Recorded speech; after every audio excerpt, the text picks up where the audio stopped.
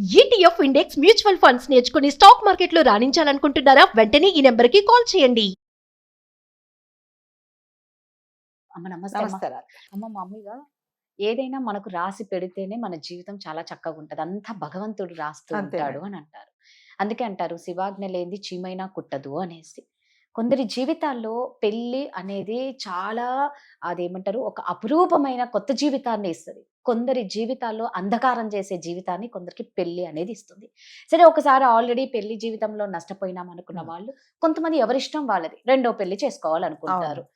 కానీ మనం అనుకుంటాము సొసైటీ మారిపోయింది. ఇప్పుడు అందరూ యాక్సెప్ట్ చేస్తున్నారు. అంటే ఏం తప్పు లేదు అని. కానీ నిజంగా ఇదే సొసైటీ ఇప్పటికీ సెకండ్ మ్యారేజ్ చూసుకుంటే చాలా ఘోరంగా, హీనంగా వెనకాల మాట్లాడడం, వాళ్ళని చూడడం అది నిజంగా ఎంతవరకు కరెక్ట్?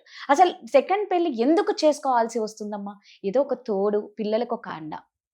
ఎందుకు అట్లా అంటే సొసైటీలో? ఇప్పుడు రెండవ పెళ్లి చేసుకోవడము అనేది అది ఇండివిజువల్ చాయిస్ కదండి. కరెక్ట్. అవునా? అవును. ఇప్పుడు ఫస్ట్ ఎవరో వైఫో హస్బెండ్ ఎవరో విడిపోయారండి. ఉమ్.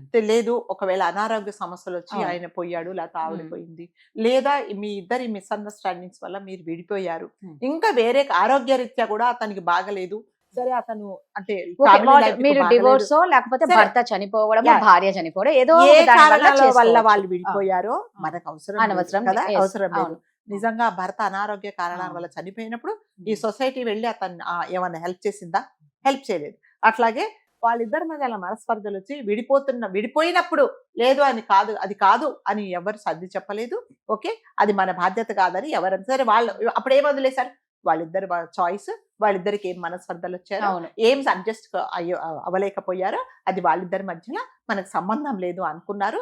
ఇది పట్టించు. మరి ఇప్పుడెందుకు రెండో పెళ్లి చేసుకుంటేనే మనకు అవసరమా? సొసైటీకి ఏమన్నా నష్టమా? అది. సరే సపోజ్ ఒక అమ్మాయి అండి ఉమ్. పెళ్లి చేసుకుంది, విడిపోయింది, దానివల్ల సొసైటీకి ఏం నష్టం? ఆమె పెళ్లి చేసుకున్నందువల్ల సూర్యుడు చంద్రుడు రావడం ఆగిపోతుందా? ఎండాకాలం రాదా? వర్షాకాలం రాదా? కాదు కదా. అంటే జనాలకి ఏమైందంటే కొంతమంది పనికి మాలిన బ్యాచ్ ఉంటుందండి. ఆ పనికి మాలిన బ్యాచ్కి ఏంటంటే ఏదో ఒకటి ఎవరినో ఒకరిని అనాలి. అనకపోతే వాళ్ళకి ఈ రోజు అంటే అందరూ కొంతమంది ఏం చేస్తారు, ఇవాళ నేను పొద్దున్న లేచినప్పటి నుంచి పడుకుండే లోపల నేను ఎవరికైనా ఏదైనా మంచి చేశానా, ఎవరికైనా సహాయం చేశానా, పోనీ నేను సహాయం లేకపోయినా సహాయం చేసే ఇల్లు చూపించానా అనేది కొంతమంది అనుకుంటారు. కొంతమంది అంటే ఈ రోజు నేను ఎన్ని కాపురాలు కూల్చాను, ఎంతమంది మధ్యలో చిచ్చు పెట్టాను, ఎంతమందిని బాధ పెట్టాను, అలాంటి టార్గెట్ సరే ఈ రోజు నా వల్ల 10 మంది ఏడిచారు, 10 కాపురాలు కూలిపోయినాయి, వాళ్ళిద్దరు పోట్లాట పెట్టుకున్నారు, నాకు హాయిగా ఉంటుంది అని కొంతమంది ఉంటుంది. అలాంటి బ్యాచ్ వాళ్ళకి ఏంటంటే పని పాట లేదు. సెకండ్ మ్యారేజ్ చేసుకున్నందువల్ల ఎవరికి ఎటువంటి నష్టం లేదండి. ఇప్పుడు అది ఇండివిజువల్ చాయిస్ కదా. ఏ కారణాల వల్ల విడిపోయిందో, ఏ కారణాల వల్ల వాళ్ళు భార్యాభర్తలు వేరయ్యారో అది వాళ్ళ చాయిస్ కదా. వాళ్ళకి ఎందుకు చెప్పండి?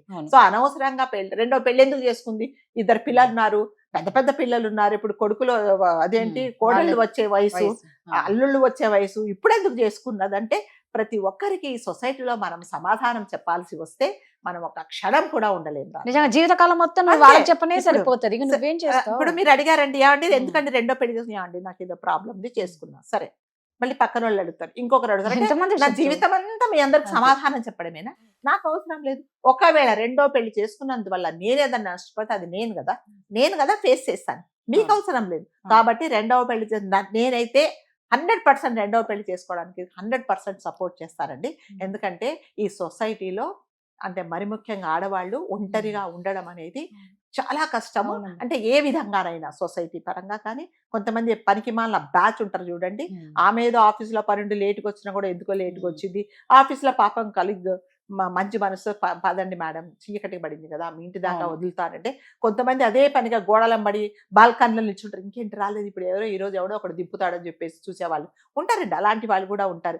ఇదిగో ఈరోజు ఎవరినో ఎండబెట్టుకొని తీసుకొచ్చింది, ఇద్దరు కలిసి వెళ్ళారు, ఇవన్నీ మాట్లాడుకుంటే బ్యాచ్ ఉంటుంది అనమాట. సో ఇలాంటి వాళ్ళందరినీ ఫేస్ చేయాలి. ప్లస్ ఇంట్లో ఒకవేళ పిల్లలు ఉంటే వాళ్ళని చూసుకోవాలి. ప్లస్ బయటకు పోయి పని చేయాలి. మీకు తెలుసు ఒక ఆడది బయటికి వెళ్ళి పని చేసిందంటే ఎటువంటి మనుషులను ఎదుర్కోవాలో, ఎలాంటి సమస్యలు ఎదుర్కోవాలో చేసే వాళ్ళకి మాత్రమే ప్రతి చోట ఉంటుందండి. అది అంటారు కదా, ఎక్కడైనా ఆఫీసులలో ఉంటారు, సినిమా ఇండస్ట్రీలో ఉన్నారు, టీవీ ఇండస్ట్రీలో ఉన్నారు, మీడియాలో ఉన్నారు, ప్రతి చోట ఉన్నారు. మగవాళ్ళు ఎక్కడ ఉంటే అక్కడ ఆడవాళ్ళకి సమస్యలే. అలా సమస్యలు లేకుండా ఏదన్నా ఒక ఆడది ఒక చోట పని చేసిందంటే నిజంగా ఆ మేనేజ్మెంట్కి మనం హ్యాట్స్ ఆఫ్ చెప్పాలి. నిజంగా. వాళ్ళని మనం చాలా గౌరవించాలి. 99.9% ఒకవేళ ఒక సెక్షన్లో ఒక అమ్మాయి ఉండి 10 మంది చుట్టూ మగవాళ్ళు ఉంటే 9 మంది మగవాళ్ళు మాత్రం ఆమె గురించి నెగిటివే మాట్లాడతారు. ఒక్కరు ఎవరైనా మంచి మనసుతో పాపం ఏ రకం ఎందుకు విడిపోయిందో, ఒంటరిగా బతుకుతుంది కదా, నేనేమన్నా హెల్ప్ చేద్దామని మంచి మనసుతో ఉన్నాడు అనుకోండి, వీళ్ళిద్దరిని వీళ్ళు చెడగొడతారు. ఈ 9 మంది ఏంట్రా చాలా ఇంట్రెస్ట్ చూపిస్తున్నావు, ఏం సంగతి, అసలు అతని పాపం ఏమీ ఉండదు. ఒక చెల్లిగానో ఒక అక్కగానో పోనీ అవన్నీ రిలేషన్ లేకుండా ఒక సాటి మనిషి కదా, ఒక ఆడది పాపం ఒక చంటి పిల్లని పెట్టుకొని బతుకుతుంది. నేను నా విధంగా నా పరంగా నేను ఏమన్నా హెల్ప్ చేద్దామని చేసినా కూడా ఈ 9 మంది చెడుగానే చూస్తారు కానీ మంచిగానే చూడరు. సో ఇవన్నీ ఫేస్ చేయాలి అని అంటే నిజంగా సింగిల్ పేరెంట్ కానీ ఒకవేళ పిల్లలు లేకున్నా ఒకవేళ విడిపోయినా కూడా చాలా కష్టం అండి. ఇన్ని ఛాలెంజెస్ ఎదుర్కొని ఇంకా నా వల్ల కాదు ఇవన్నీ నేను చేయలేను అనుకున్నప్పుడు ఫ్యామిలీ సపోర్ట్తో తన సొంత నిర్ణయంతో ఒక పెళ్లి చేసుకుంటే మీకు ఎవరికైనా నష్టమా, మీకేం నష్టం కదా. ఇంకా మనం ఏం చేయాలి, మంచి మనసుతో కొన్ని రోజులు కష్టపడింది పాపం, పెళ్ళైన సంవత్సరానికి భర్త అర్ధాంతరంగా యాక్సిడెంట్ లో పోయాడు, ఇవాళ ఆమె జీవితం బాగుపడింది అనేసి మీరు సపోర్ట్ చేస్తే నిజంగా మీరు చాలా మంచి మనసు కదా, చాలా పెద్ద మనసు. ఇంకా కొంతమంది దరిద్రులు అండి ఏం చేస్తారంటే ఫస్ట్ వాడు పోయాడు కదా రెండోది కూడా ఇలాగే అయిపోతుంది అనే వాళ్ళు ఉంటారండి. రెండోది కూడా ఇలాగ అయిపోతుంది అంటే వాళ్ళకి ఎంత అంటే కడుపులో మండుతుందో, ఎందుకు అలా చేస్తారో కూడా తెలియదండి. చాలా మంది అలాగే ఉంటారు. కాకపోతే ఇంకొక సెకండ్ ఏంటంటే సెకండ్ మ్యారేజ్ చేసుకోవాలి అనుకున్నప్పుడు కంపల్సరీగా మీరేం అంటే ఎవరైనా ఆడవాళ్ళు కానీ మగవాళ్ళు కానీ ఆ నిర్ణయం తీసుకుంటే ముందు అసలు ఫస్ట్ మ్యారేజ్ ఎందుకు అంటే ఒకవేళ ఆరోగ్య సమస్యల వల్ల అతను చనిపోయినా, యాక్సిడెంట్లో పోయినా ఓకే, దానికి మనం ఏం చేయలేము. మీరు భార్యతో పడక విడాకులు తీసుకున్నప్పుడు ఈ రెండోసారి చేసుకునేటప్పుడు ఆ పాతవన్నీ రిపీట్ కాకుండా ఇంతకు ముందు జీవితంలో మీరు ఏం తప్పులు చేశారో అంటే పాస్ట్లో ఏ కారణాల వల్ల మీరు విడిపోయారో అవి మళ్ళీ రిపీట్ కాకుండా వాటిని సరిదిద్దుకుంటే తప్పులతో సరిదిద్దుకొని మీరు రెండో పెళ్లి చేసుకుంటే కొంచెం బాగుపడుతుంది అనమాట. ఇప్పుడు ఫస్ట్ పెళ్లిలో ఏదో మనస్పర్ధలు వచ్చాయి, అతను చెప్పింది మీకు అర్థం కాలేదు, మీరు చెప్పింది అతను అర్థం కాలేదు, సరే ఇప్పుడు ఏం చేయాలా, సరే అప్పుడు ఏదో నా తప్పు కూడా ఉండొచ్చు కదా, నేను కూడా కొంచెం సరి చేసుకుంటే మంచిది. చీటికి మాటికి నేను గట్టిగా అరిచాను, చీటికి మాటికి అతన్ని నేను అవమానించాను, ఆమెను కూడా అవమానించాను, కాబట్టి ఈసారి రెండోసారి నేను మళ్ళీ ఇంకొకరి నా జీవితాల్లోకి నేను ఆహ్వానిస్తున్నప్పుడు ఇలాంటి తప్పులు జరగకుండా ఉంటే నాకు మంచిది కదా అనేది ఒకసారి మళ్ళీ మీరు ఆ తప్పులు రిపీట్ కాకుండా చేసుకుంటే లైఫ్ బాగుంటుంది అనమాట. అంటే చిన్న పిల్లలు ఉంటారు కదండి, ఇంకొకటి పిల్లలు ఉన్నప్పుడు మాత్రం కంపల్సరీగా పెళ్లి చేసుకుంటే ముందు నేనైతే 100 సార్లు చెప్తానండి. మీ ఇంట్లో నిజంగా ఆవిడికి ఒక బాబో పాపో 4 సంవత్సరాలు 3 సంవత్సరాలు ఉన్నారు. సో పెళ్లి చేసుకునేటప్పుడు పర్లేదు, నీ కొడుకు నా కొడుకే, మీ అబ్బాయి నా అబ్బాయే ఇలా అంటారు. ఇదంతా ఏంటంటే ఒక ట్రాన్స్ లో ఉండిపోతారు. పెళ్లి అయిన తర్వాత 2 సంవత్సరాల తర్వాత 3 సంవత్సరాల తర్వాత నీ పిల్లల్ని కూడా అతను మంచి మనసుతో తండ్రిగా అతను ఆహ్వానిస్తాడా, మరి సొంత తండ్రిగా అతను చూస్తాడా, ప్లస్ పిల్లలు కూడా తన తండ్రిగా చూస్తారా అనేది కూడా ఇవన్నీ కూడా మనం గ్రౌండ్ వర్క్ చేసుకొని ఎస్ ఎవ్రీథింగ్ మంచిది నేను బాగుంటాను అనుకున్నప్పుడు పెళ్లి చేసుకుంటే మంచిదండి. లేకపోతే ఏమవుతుందంటే పెన్న మీద నుంచి పొయ్యిలో పడ్డట్టు మళ్ళీ ఇంకొక సమస్యలు వస్తాయి.